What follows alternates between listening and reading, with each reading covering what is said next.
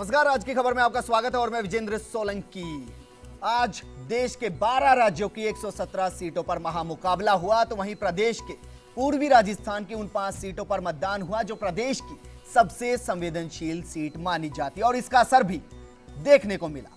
7 जिलों की 5 सीटों पर 81 उम्मीदवारों का आज फैसला मतपेटी में बंद हो गया और चुनावी चौसर के हर मोहरे की चाल का परिणाम आज कैद हो गया, जिसका नतीजा 16 मई को सामने आने वाला है। वहीं आज मोदी ने वाराणसी में अपना नामांकन किया और 3D शो करने वाले मोदी आज रोड शो करते नजर आए। ये सीट किस लिए खास है? क्योंकि यहां से दिल्ली में सपने दिखाने वाले अरविंद केजरीवाल भी मैदान में हैं। इन्हीं सभी पर आज हम बात करेंगे आज की खबर में।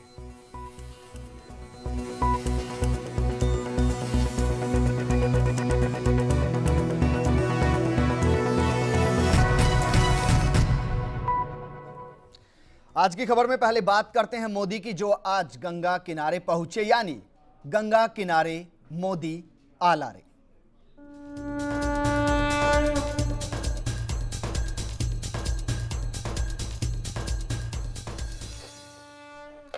नरेंद्र मोदी ने वडोदरा के बाद वाराणसी से भी पर्चा दाखिल कर दिया। 14 के चक्रव्यूह में मोदी काशी से किस्मत आजमा रहे हैं। बनारस पहुंचे मोदी ने महापुरुषों की प्रतिमाओं पर माल्या अर्पण के बाद रोड शो किया, फिर कचहरी पहुंचकर पर्चा दाखिल किया। जरा देखिए।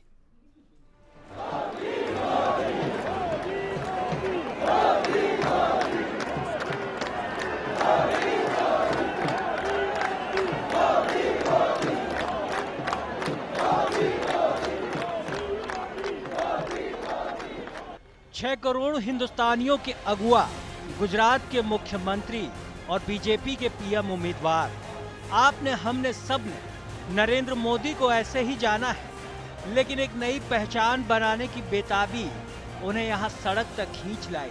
वो बनना चाहते हैं काशी के करमवीर।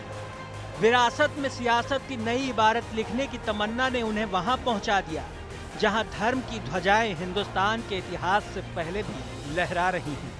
अपनी सुबह के लिए मशहूर बनारस आज इंतजार कर रहा था। हर हर महादेव का उद्घोष करने वाले शहर में एक ही गूंज थी, मोदी की। मोदी आए, बीएचयू के उस हेलीपैड पर पहुंचे जहां से उनका कारवां बनारस की सड़कों को नापता हुआ आगे बढ़ना था। तय कार्यक्रमों के मुताबिक मोदी सबसे पहले सरदार पटेल की मूर्ति पर माल्यार्पण करने पहुंचे। यहाँ मूर्ति को माला पहनाने के बाद बाकायदा झुककर लोगों का अभिवादन किया। मोदी के विरोधियों ने भी मोदी को इतना झुकते हुए कभी नहीं देखा।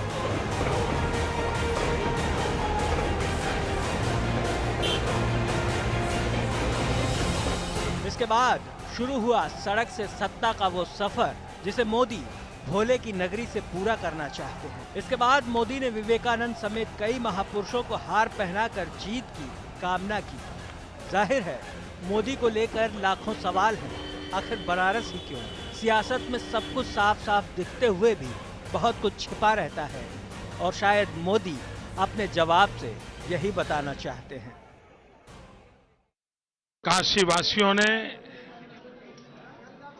जो मुझे प्यार दिया है, मैं इसके लिए बहुत ही अभिभूत हूं।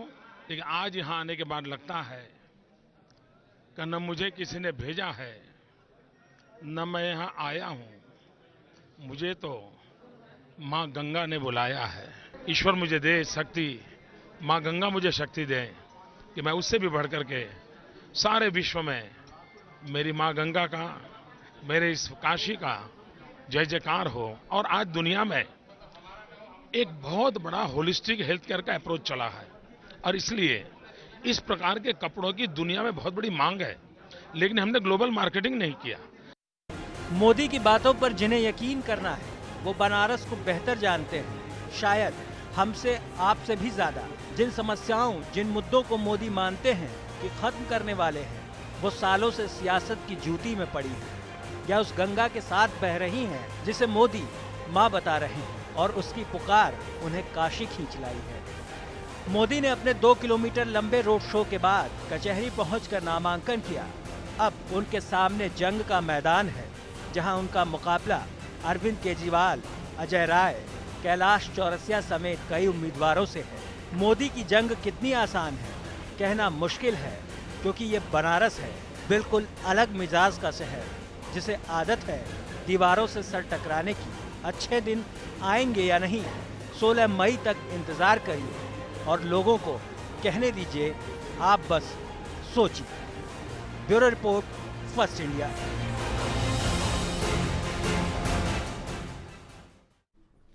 तो इन 4 मिनट में हमने आपको दिखाने की कोशिश की कि मोदी ने नामांकन के दौरान किस किस तरीके के बयान दिए, कौन कौन सी वो चीजों का ध्यान दिया जिनके दम पर वो सत्ता तक पहुंच सकते हैं। आपको एक बार फिर से दिखाते हैं कि किस तरीके से पूरी बीजेपी जहां देश भर में मोदी की लहर के साथ चल रही है, वहीं मोदी गंगा की लहर के साथ दिल्ली का रास्ता तय करते हुए नजर आए। जरा देखिए। काशी वासियों ने जो मुझे प्यार दिया है, मैं इसके लिए बहुत ही अभिभूत हूं। लेकिन आज यहां आने के बाद लगता है कि न मुझे किसी ने भेजा है, न मैं यहां आया हूं, मुझे तो मां गंगा ने बुलाया है। ईश्वर मुझे दे शक्ति, मां गंगा मुझे शक्ति दे कि मैं उससे भी बढ़ करके सारे विश्व में मेरी मां गंगा का, मेरे इस काशी का जय जयकार हो। और आज दुनिया में एक बहुत बड़ा होलिस्टिक हेल्थ केयर का अप्रोच चला है, और इसलिए इस प्रकार के कपड़ों की दुनिया में बहुत बड़ी मांग है, लेकिन हमने ग्लोबल मार्केटिंग नहीं किया। तो ये PM in waiting in BJP Narendra Modi बोल रहे थे, जो गंगा मैया की लहर पर सवार होकर दिल्ली तक पहुंचना चाहते हैं। अब आपको सुनाते हैं PM at present Manmohan Singh का इसके बाद क्या कहना था, जरा सुनिए। Election process that will be known on the 16th of.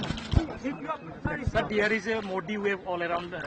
Do you think that it will affect this election? Well, Modi wave is the creation of the media.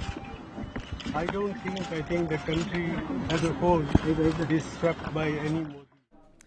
तो PM कहते हैं कि कोई मोदी की लहर नहीं है और चुनाव सही तरीके से संपूर्ण होना बेहद जरूरी है। बहरहाल किसकी लहर चली, किसकी उपलब्धियां काम आई, इसका नतीजा 16 मई को चला जाएगा, आ जाएगा। अब रुक करते हैं प्रदेश का, क्योंकि प्रदेश की आज 5 सीटों पर मतदान हुआ और ये वो सीटें थी जहां पर सबसे ज्यादा हंगामे के आसार रहते हैं। सबसे ज्यादा पुलिस फोर्स का, सुरक्षा कर्मियों का इस्तेमाल इन्हीं सीटों पर किया गया था। सबसे पहले दौसा की बात करते हैं। दौसा को मतदान से पहले ही छावनी में तब्दील कर दिया गया था। सबसे ज्यादा संवेदनशील बूथ यहीं पर थे। सुरक्षा भी चाक चौबंद कर दी गई, लेकिन एक बार फिर से जातिगत राजनीति हर दावों पर हावी रही। विकास का मुद्दा, पार्टी का वर्चस्व और सुरक्षा के दावे सब उस वक्त हवा हवाई हो गए जब महवा के साथा में मतदान के दौरान हिंसा हो गई। हिंसा इतनी ज्यादा कि पुलिस सीओ की जीप के साथ ही 2 वाहनों में आग लगा दी गई। पुलिस और ग्रामीणों की झड़प में एक चालक सहित 4 पत्रकार और कैमरामैन घायल हो गए। इसके बाद घायलों को गंभीर अवस्था में महुआ अस्पताल में भर्ती कराया गया।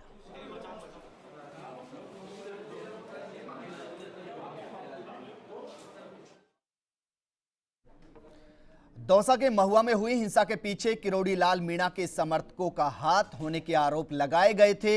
इस पूरे मामले पर राजपा प्रत्याशी किरोड़ी लाल मीणा ने क्या सफाई दी, क्या कुछ कहा, जरा सुनिए। मैंने पता किया, कोई लाइन में किसी पुलिस वाले ने किसी महिला के लाठी मार दी थी। क्यों मारी है तो जांच का मामला है।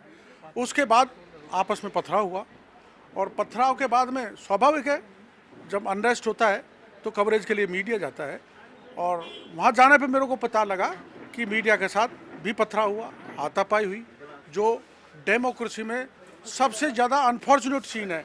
ऐसा नहीं होना चाहिए, गलत है। किस तत्व ने किया है, एंटी सोशल एलिमेंट सब तरह के गाँव में रहते हैं, उनको चिन्हित किया जाएगा और उनको दंडित कराया जाएगा।